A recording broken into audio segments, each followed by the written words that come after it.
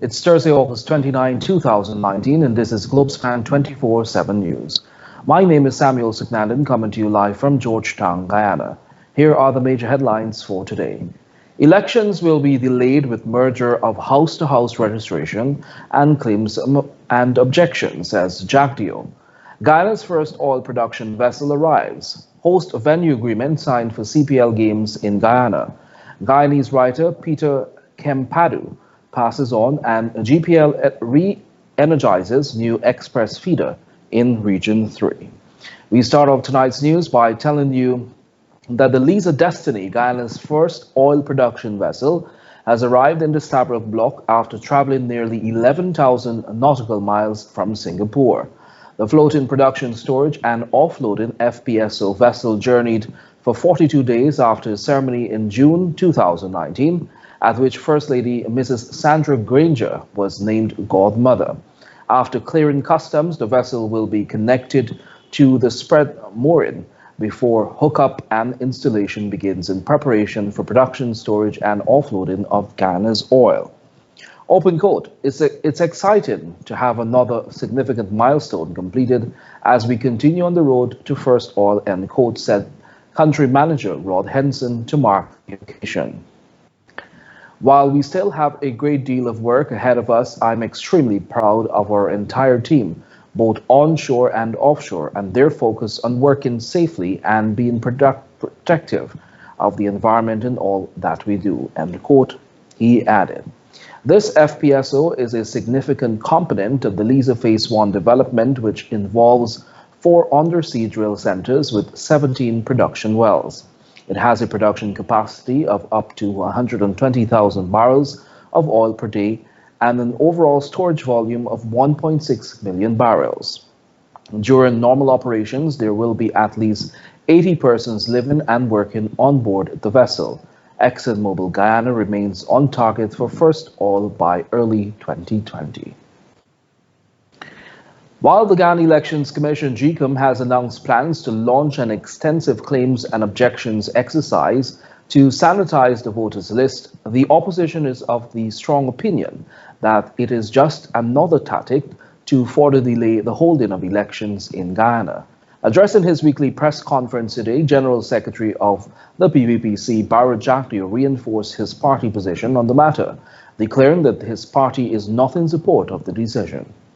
With this merger, the most optimistic scenario is to go to claims and objections in November, because the merger will take about 3 months, and then elections on the 27th of April next year.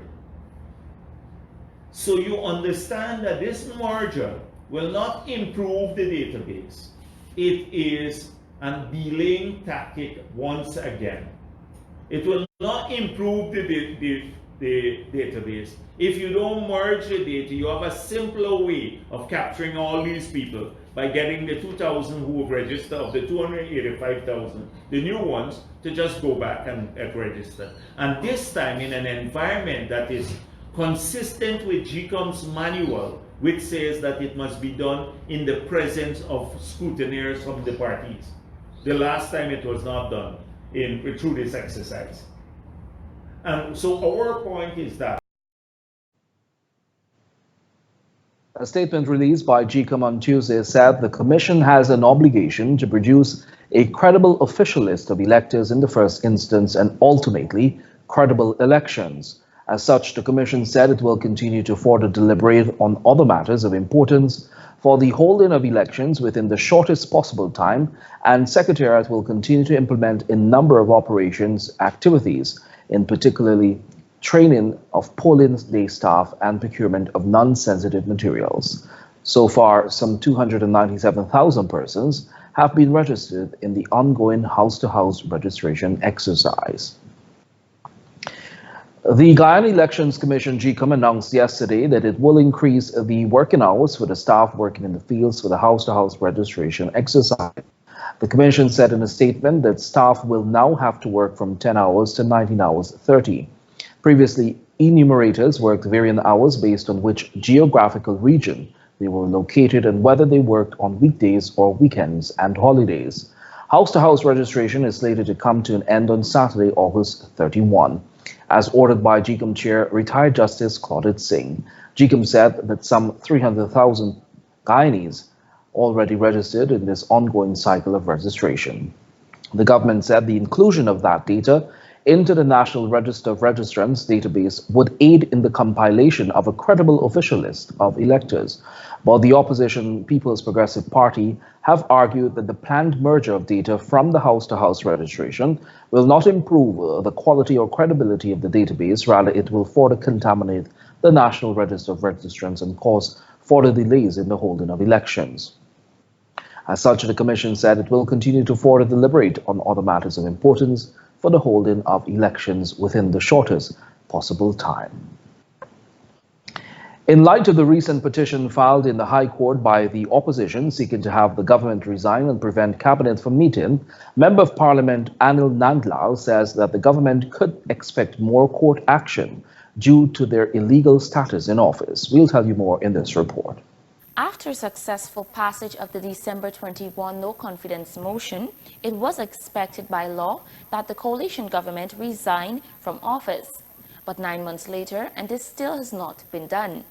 Opposition MP Anil Nandlal filed a petition ordering government to resign and further seeking an order to prevent cabinet from meeting. The reason behind this move, Nandlal stated, is because Guyana is currently struggling against tyrannical rule and political dictatorship due to government's repeated refusal to resign. He mentioned that repeated approaches to court might bring about the needed change. Approaching the court on a regular basis to enforce the rule of law, to enforce the constitution that is being violated, must be a fundamental component of the struggle. So we have to continuously be going to the court in order to get the dictators, the authoritarians, and those who are violating the rules of law and the constitution to comply. The opposition MP further noted that despite the fact that the courts are giving their rulings, government fails to comply. He stressed that continuously going to the courts will send a message to the international world that the current government is not willing to comply with the laws.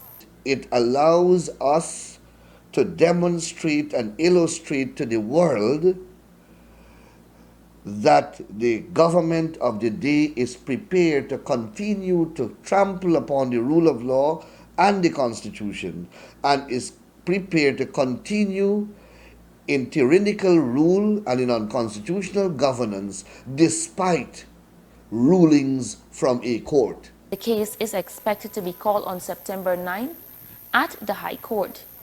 For Globespan 24x7 News, Shakima Day. Thanks, Shakima. Oral Semple, who claims to represent members of the Ghana National Service, says that the political situation in Guyana is worrisome, describing politicians on both sides as immature and irresponsible. Semple said he will be contesting the next elections on behalf of a party called a Guyana National Service political party. Here's more. The upcoming elections is seen as one of the most hotly contested and important in Guyana's history due to the political unrest. Nevertheless, more political parties have been formed and many claim they have different plans and shared a rather unhappy view about the current political situation. One said party is the AGNSP, a Guyana National Political Party. Presidential candidate Oral Semple is of the view that the decision the government has taken is as a result of fear, and GCOM's decision to stop the house-to-house registration will create confusion. Now that a halt would be placed on the house-to-house registration, it can result in an oversight where you can have double names or double registration, or in the process in editing it will take a longer period now. For instance, I registered in Region 6, and then again 2 weeks ago I was registered again, and now if you're going to emerge the list, it means that you have to go through a slow process of editing. And in editing, because of human imperfection, some names could be taken off, or they could be a double registration. Sembo claims if his party is voted into government, they will do things differently, and the party's manifesto will cater for all, especially youths.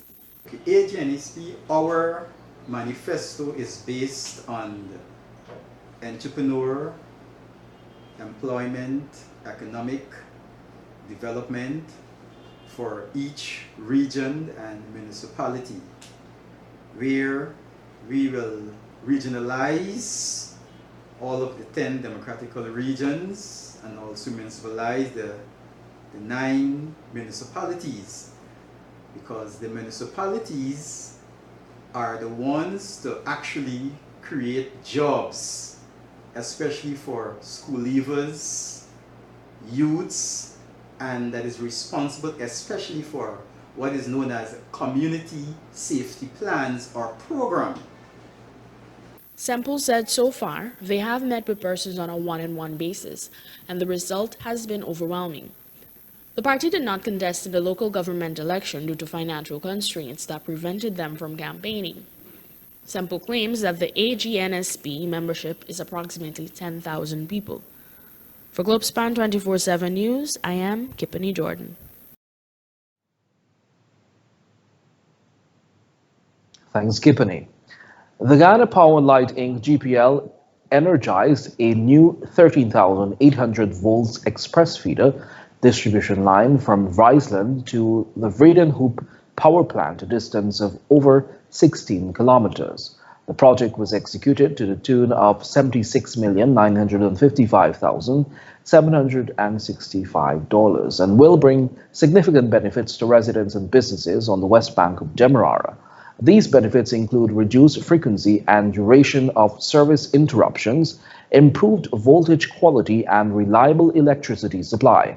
Additionally, the project has commenced the utilization of concrete pole structures for the first time within the Demerara-Berbice interconnected system. This new development is associated with multiple benefits which are to be accrued over time. PPPC frontman Barak Jakdio announced that his party has plans to make university education free of charge if his party is re-elected to government, although it was the same party that implemented fees. The details in this story. General Secretary of the People's Progressive Party disclosed today at his weekly media briefing that as part of his party's vision for a better Guyana, university fees will become a thing of the past. While in government between 1999 to 2011, the PPPC through Jakdio himself implemented fees on Guyanese students. It was dubbed user fees, and implementation meant to sustain the university.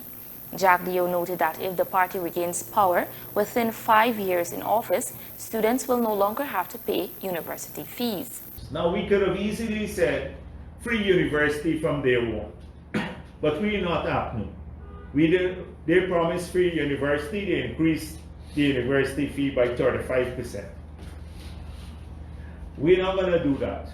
We make it clear that within the 5 years that we'll be able to do it. Whether it's year 2 or year 3, because we believe the way it's going now, we're looking at running the numbers that maybe probably in year 2 or 3 we can move into this policy. But that's why we're being cautious by saying within the 5 years. But once we promise it, it's going to be done. Jakdio also mentioned that plans are afoot to address the issue of persons who owe millions of dollars in outstanding university fees. Help them too. So you will hear about those shortly. So we have a comprehensive approach here. But I don't want for a moment people to think that our focus is only confined to tertiary education, because it's also at the tech voc level and at the different levels, the primary, secondary, nursery, primary, and secondary schools. They also have plans for improvement in those areas. The overall objective of the PPP government will be to have a world class, because we'll have a bit more resources from our revenue to pump into education and to get a world class education for all of our people. Since its implementation, university fees have increased yearly, placing immense struggle on students in and around Guyana who wish to progress academically. For Globespan 24x7 News, Shakima Day. Thanks, Shakima. 18 students of employees of the Ghana Water Incorporated were the first batch of children to receive a bursary award from the company for their exceptional performances at this year's National Grade 6 assessment. Kipney Jordan was there and filed this report. Ashley Ryan, Nishon Samaru, and Sierra Lynch were among the 18 children rewarded by GWI. All three children expressed gratitude at being in the first batch to receive a bursary award. It was hard. You had to stay up late at night studying, and you had to read and do homework, and then go into bed late, get up back to school the next morning, and go through the whole process again. But at the end, when I saw that I did so well, I felt all my hard work paid off, and yeah, I felt so elated and happy, and I even cried the day when I heard I got Queen's. My school was a canal, and I was glad with my school, but now with my marks, because I know that I could have got more, but I wasn't focusing, and so everyone wasn't proud with my marks, but they were proud with my school. Yes, I do feel very good about what I have done. And I would like to thank my parents and my family members that coached me. And I would also like to thank my teachers or Kofi for putting in all the hard work he has done. So I would like to say thank you to all of them. Speaking at the award ceremony was Managing Director of GWI, Dr. Richard Van West Charles, who congratulated the awardees, placing special emphasis on the GWI supporting them through their school life.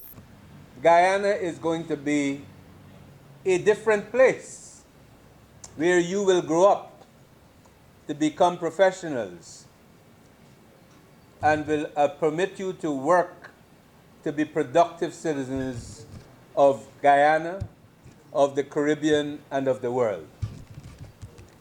You are lucky to be born at a different time from most of us, because Guyana is about to open up for you, the young citizens of Guyana, to have a different opportunity to maximize your potential. The children who were awarded had a performance rate between 99% being the highest and 70% being the lowest. For Globespan 24x7 News, I am Kipney Jordan. Thanks, Kipney. The Guyana and Trinidad Mutual Fire Insurance Company Limited (GTM) has recorded a 324.8 million profit after tax for the 2018 financial year, according to the company's chairman Ram L. Singh. Singh told the company's annual general meeting on Wednesday that this represents an increase of 73.8 million or 29.45% over 2017's 250.9 million. During 2018, GTM Fire Insurance wrote new business amounting to 46 billion with annualized premiums of 175 million, representing an increase of 39% and 13% respectively when compared to 2017. At the end of the year, the total business in force amounted to 397 billion, insured with annualized premium income of 1.8 billion. As it related to motor insurance, gross revenue totaled 1.2026 billion at the end of last year, reflecting an increase of 12 million over 2017. The company's asset base grew by 2.17 billion to a whopping 9.96 billion by the end of last year. Further, the company will be making a declaration of a cash profit return of 50% of previous premiums on profit policies. Overseas-based Guyanese writer Peter Kempadu has passed away. Kempadu, 92, succumbed to a heart ailment on Saturday, August 24, while at his home in England. Kempadu became the first Guyanese novelist of East Indian descent following the publication of his book Guyana Boy in 1960. He migrated to the UK after marriage and pursued a thriving career as a journalist for the British Broadcasting Corporation (BBC). He also worked at the Central Office of Information in London. Kempadu's work remains an integral part of Guyana's nations in the Indo-Guyanese history, as it sets the stage for many great East Indian writers rather, to follow. Renowned Guyanese singer Johnny Braff, known for some major hits in the 1960s, died at the age of 82 yesterday. We bring you this special story on his musical career. Oh, love is a thing, it burns inside. If you should ever let it pass you by. Oh, love is the cherry and to hold, and never, oh, never, never, never, ever let it go. Johnny Critchlow Braffett, popularly known as Johnny Braff, died on Wednesday after a period of illness while a resident at the Palms Geriatric Home. Braff is well known for the hit song It Burns Inside. He would have recorded a number of hits in the 1960s and 70s. He would have received a number of honors throughout his long career. He was also awarded the Medal of Service. The Guyana-born singer described himself in an interview with the Guyana Chronicle as the boy of the 70s music scene both here and abroad. Braff was born in Station Street, Kitty, Georgetown. He worked with music band Heartbreakers in the mid-60s, which he described as the best singing group in Guyana at that time. Braff recalled getting his big break one night while performing with the group at the Astor Cinema. It was the first time he sang It Burns Inside and a shower of tears. Vivian Lee of Ace Records was in the audience that night and sent a message saying he wanted to see Braff after the concert. It Burns Inside went on to become a big hit. In 2018, a concert featuring the Yoruba singers and others was held in his honor. Many Guyanese here and abroad took to social media to extend condolences. Reporting for Globespan 24x7 News, Shakima Day. Please read it cover.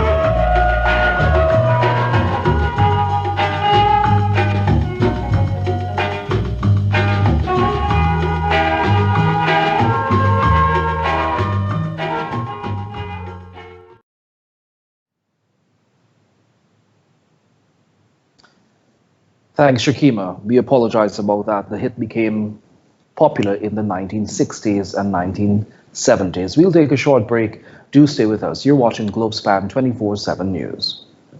We would like to ask all of our faithful viewers to kindly like and follow Globespan 24x7 Facebook page and subscribe to Globespan 24x7 YouTube channel to receive up-to-date notifications of when we are live. Globespan 24x7 has vacancies for full-time positions such as reporters, newscasters, and news editors. Persons serious about joining a new and dynamic news team are asked to send their application to careers@globespantechnology.com. TravelSpan is pleased to announce special fares from New York to Guyana for Christmas. Seats are available to travel, and depending on which dates you choose, fares range from $849 to $1169. These are limited block seats on American Airlines non-stop flight from JFK to Guyana.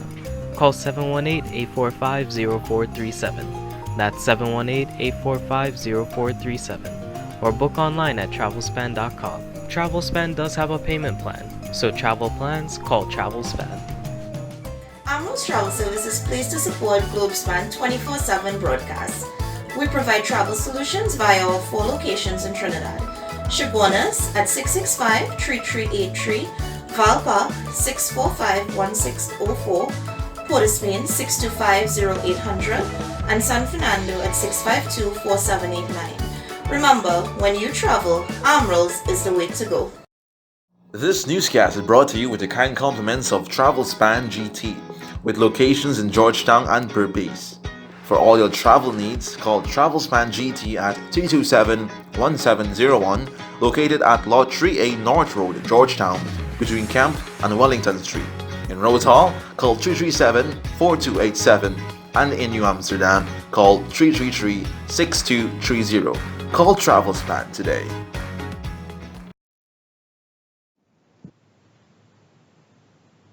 Thanks for staying with us. We'll now take a look at our regional and international news.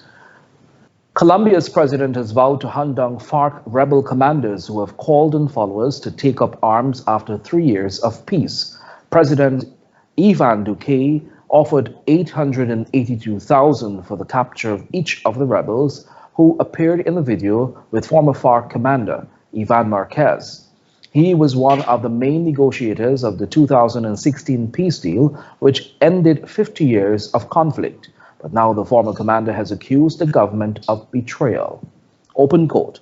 In 2 years, more than 500 social leaders have been killed and 150 guerrilla fighters are dead amidst the indifference and the indolence of the state. Even Marquez says in the 30-minute video referring to the high number of activists and former FARC members killed since the president took office. But President Duque hit back later on Thursday, accusing the rebels of being narco-terrorists who have the shelter and support of the dictatorship of Nicolas Maduro, president of neighboring Venezuela. U.S. President Donald Trump on Thursday canceled a trip to Poland, and Florida's governor expanded a state of emergency because of Hurricane Dorian, which is forecast to become a highly dangerous Category 4 storm during the weekend before hitting the state's Atlantic coast. Trump said at the White House that he was canceling his visit and remaining in the United States to ensure that all resources of the federal government are focused on the arriving storm. It's something very important for me to be here. The storm looks like it could be a very, very big one indeed, Trump said. Currently, a Category 1 hurricane, Dorian was headed towards the Bahamas on Thursday after side-swiping Caribbean islands without doing major damage. Dorian is expected to strengthen and slam the Bahamas and the southeastern United States with rain, strong winds, and life-threatening surf over the next few days. And now for a look at what's happening in the world of sport. 1 week to go for cricket season in Ghana before the Hero Caribbean Premier League 2019 excitement begins. The government of Ghana and the Ghana Amazon Warriors signed off on the host venue agreement this morning. Amazon will play 5 home matches at the Ghana National Stadium in Providence, while the eliminator and qualifier will also be hosted here. The agreement was signed by Permanent Secretary in the Ministry of Social Cohesion, Melissa Tucker, and Team Operations Manager of the Ghana Amazon Warriors, Omar Khan, in the presence of Minister of Social Cohesion, Dr. George Norton, and Assistant Director of Sports, Minister Dow Richardson. Khan said on behalf of CPL Ghana Inc., they are very happy to be able to sign the agreement with the Ministry of Social Cohesion and, more importantly, the government of Guyana. One of the reasons Ghana is chosen as the top country to host games, and they have even gotten playoff games since last year, is because of the tremendous support from government and from the population. The Ghana public, as you know, is enthralled and excited about CPL coming to Ghana. We are all passionate about cricket. That is why I am here, all right, because we are passionate. We want to see our young cricketers get that opportunity to develop. So with that in mind, to your question, sir, I want to let you know that the camp starts fully tomorrow. Our players are gathering today. All our players are coming in today and tonight. And from tomorrow, we start our full preparation for the tournament. We have a planned program at the stadium. We have some indoor sessions, some team building sessions, personal development and professional sessions. We have a practice game carried for Monday next week. On Tuesday, we may play 2 practice games. It all depends on the coach. Head coach is Johan Bota. He will determine the schedule. So it's flexible, but we will be training at the National Stadium from tomorrow. Guyana was the last of the 6 host nations to sign the host venue agreement. Manchester United forward Alexis Sanchez has joined the Inter Milan on loan. The Chile international will stay with Antonio Conte's Serie A side until June 30, 2020. Sanchez, 30, will link up with ex-United teammate Romelu Lukaku, the striker having joined in after 74 million this summer. He is the highest earner on Old Trafford, and it is believed that United are subsidising his wage around £400,000 a week to allow the move to Italy. Sanchez has had a disastrous 90 months at Old Trafford since leaving Arsenal in January of 2018, scoring just 5 times in 45 appearances. He scored twice last season and only once in the Premier League. And that has brought us to the end of today's news. Before we go, here's a recap of our major headlines. Elections will be delayed with merger of House to House and claims and objections, says Jack Dio. Guyana's first oil production vessels arrives. Host venue agreement signed for CPL games in Guyana. Guyanese writer Peter Kempadu passes on. And the GPL energizes new express feeder in Region 3. Thanks for watching Globespan 24/7 News. On behalf of myself, Samuel Sugnandon, the news and technical team. Until next time, do have a pleasant rest of the evening. Goodbye for now.